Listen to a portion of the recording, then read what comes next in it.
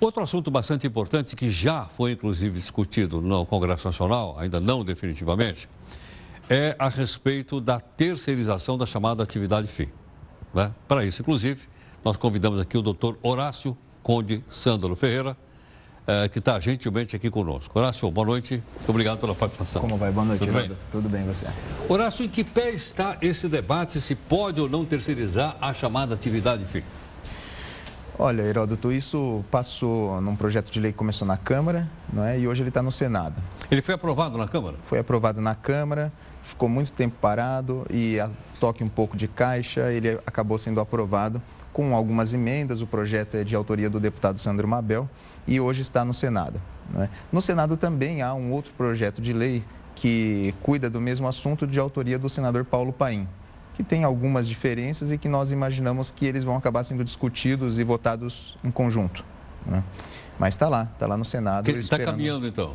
Está caminhando. Mas qual é a perspectiva? A perspectiva é que se aprove isso ou não se aprove? Então, quando o tema voltou à baila e começou uma discussão, inclusive pública, a esse respeito e tal, ele acabou sendo aprovado muito rapidamente na Câmara. Né? No Senado, assim que chegou, o senador presidente à época era o Renan Calheiros e ele identificou que deveria haver um outro tipo de debate, enfim, nós não identificamos se isso era de fato uma intenção dele a esse respeito ou se era uma intenção à época de confrontar alguém que eventualmente ele tivesse algum interesse em confrontar, que era à época o presidente da Câmara, o Eduardo Cunha. Eduardo Cunha.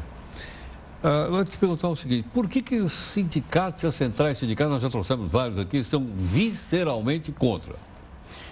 Porque esse projeto de lei, pelo menos este, que está mais adiantado, assim, em fase de tramitação mais adiantada, ele permite a terceirização da atividade fim de uma empresa, né? Que é algo que realmente a maioria da discussão especializada acaba se colocando contra isso, né? Basicamente porque hoje, a despeito da gente não ter uma regulamentação em lei, e deveria ser mesmo, fruto do debate na sociedade, do Congresso Nacional, essa regulamentação, mas hoje nós não temos essa regulamentação, nem para atividade meio, nem para atividade fim. Ambas são feitas através de uma súmula específica do Tribunal Superior do Trabalho. Mas, a partir do momento em que se permite, como a súmula não permite, a terceirização da atividade fim, os sindicatos, então, e nós também entendemos que isso vai aumentar em um número muito maior do que hoje nós constatamos o grau de precarização das relações de trabalho, não é? Há também um viés, Heródoto, é importante que se diga, porque não muito se diz a esse respeito, que também as empresas podem ser prejudicadas por isso. Porque à medida, imagine você, que você permite que um trabalhador, que uma empresa terceirize a sua atividade fim, uma sapataria, vai terceirizar inclusive o serviço do sapateiro. Deixa eu imaginar, por exemplo, uma companhia aérea. Pois, então, tudo bem. Que ela pudesse terceirizar piloto, comissária, copiloto, etc. É isso? Isso mesmo. Um banco sem bancários e assim por diante, né? A partir do momento que aquele trabalhador que presta um serviço ou produz um determinado produto perde uma identificação que ele cria prestando um serviço ou produzindo um produto, nós imaginamos que isso também vai levar a uma perda de qualidade na prestação do serviço ou na produção do produto. E você falar para uma empresa em diminuição de qualidade é falar em diminuição de lucro. E isso é algo a se tomar cuidado. Mas o nosso primeiro receio a esse respeito é que hoje a realidade constata que a maior parte do sistema precarizado, de relações de trabalho precarizadas, acidentes de trabalho, em cada 10, 8 são com empregados terceirizados e tal. Isso pode se expandir para uma gama maior de trabalhadores que hoje não é atingida por essa chaga. Mas por quê? Não há vigilância sobre as empresas de trabalho terceirizado? Não tem o Ministério Público do Trabalho? Não tem outras entidades que fiscalizam essas empresas? Existe o Ministério Público do Trabalho, Ministério do Trabalho mesmo, Poder Executivo, e através até do dissídio individual mesmo, os sindicatos também, e o trabalhador que eventualmente teve um direito desrespeitado, que vai à justiça e cobra daquela empresa que o contratou e da outra que tomou o serviço. Ela responde solidariamente? Responde hoje subsidiariamente. Significa basicamente se a empresa que o contratou não pagar, aquela que tomou os seus serviços, aquela que recebeu os serviços vai pagar, né? Então, você imagine só, Heródoto, se hoje já é assim, se hoje nós temos esse cenário, como é que nós ficaríamos se nós ampliássemos ainda mais esse espectro, né? Com toda a possibilidade de fiscalização e controle do governo, do Ministério Público e através da Justiça do Trabalho, se hoje nós temos esse cenário, como é que ele não ficaria?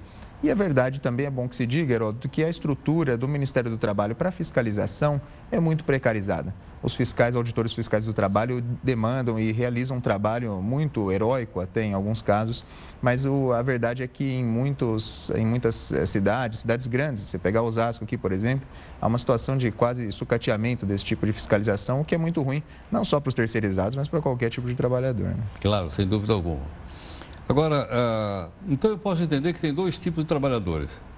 Os que têm relação diretamente com a atividade fim, esse é empregado da empresa, lá, e os outros que são terceirizados. Então, por exemplo, uma empresa de limpeza é terceirizada, uma empresa de cozinha é terceirizada, uma empresa de manutenção é terceirizada. Exato.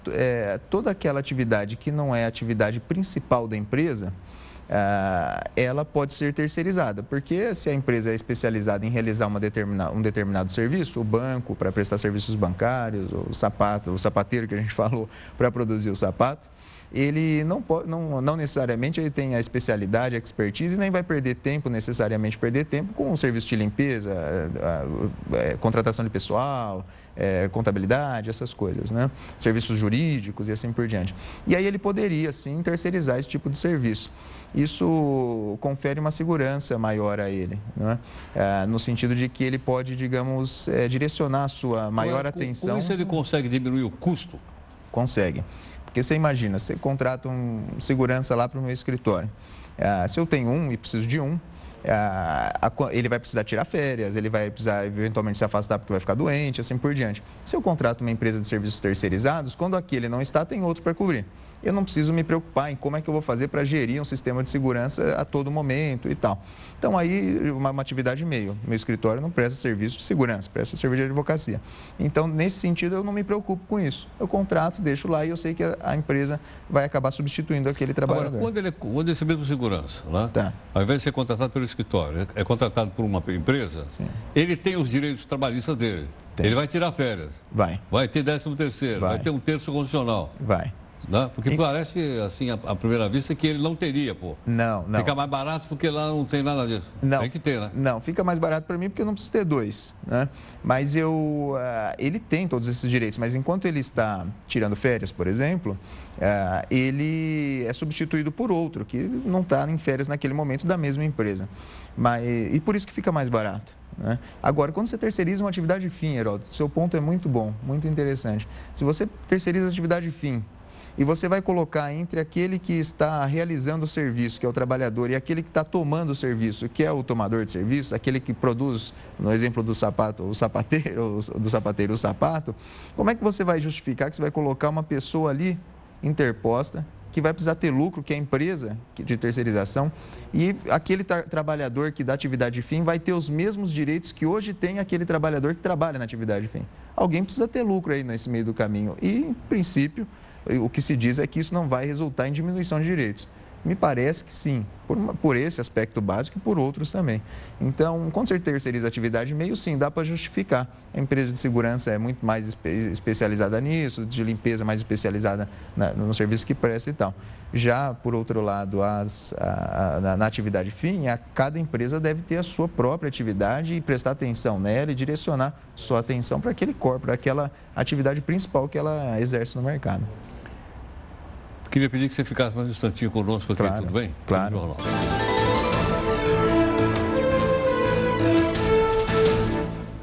O advogado, doutor Horácio Conde Santoro Ferreira, gentilmente aqui conosco. Horácio, se houver uma terceirização da atividade fim, isso não vai fragilizar o sindicato daquela categoria? É um bom ponto, Heródoto. E, de fato, porque vai se discutir também, durante a aprovação desse projeto, se esses sindicatos que se ativam na atividade fim vão permanecer vinculados ao sindicato daquela categoria ou se eles vão ser empregados vinculados ao sindicato das empresas que terceirizadas e tal. Então, esse é um bom debate, né? Eles, em princípio, teriam a representatividade sindical, porque nenhum empregado pode ficar sem uma representação obrigatoriamente sindical. Nós entendemos que esse é um outro ponto, porque o sindicato que melhor conhece aquelas condições específicas da vida do trabalhador e que vai brigar pelos direitos daquele trabalhador é o sindicato da atividade fim, né? Então, o sindicato dos carteiros, por exemplo, vai brigar por melhores condições para ele ter, por exemplo, um protetor solar. O sindicato de trabalhadores que se ativam em frigoríficos vai brigar por ele ter uma proteção térmica para acessar uma câmara fria, por exemplo, e tal. Então, essas condições específicas, essa similitude nas condições específicas de cada trabalhador de cada categoria devem ser representadas pelo sindicato da categoria específica e não, em princípio, da categoria dos serviços terceirizados. É uma discussão que está se passando, inclusive. Porque, de certa forma, se isso acontecer, alguns sindicatos, por exemplo, imagina o sindicato metalúrgico. Pois é. Que foi fortíssimo no passado, teve o ex-presidente Lula como líder e tudo mais. Pois é. Você sabe, Heródoto, que toda e qualquer discussão, inclusive sobre sindicatos, perpassa por uma maior, e é sempre bom tocar nesse ponto, da liberdade sindical, sabe? O empregado hoje não pode escolher o seu próprio sindicato. Ele é vinculado a um sindicato específico, né? E há outros países que têm legislações sociais um pouco mais avançadas nesse sentido do que o nosso, porque a nossa é bastante avançada também, no mundo inteiro é reconhecida como avançada também, que permitem que o trabalhador escolha o seu sindicato de acordo com o seu interesse, né? E hoje isso não acontece. Então, o sindicato dos metalúrgicos, por exemplo, é um bom caso de um sindicato que briga muito, sindicatos bancários e tal. Mas no país com extensões continentais como o nosso, não dá para imaginar que isso vai acontecer em todo lugar, né? Horácio, obrigado pela gentileza. Obrigado, Herói. Até a próxima. Muito obrigado. Até a próxima.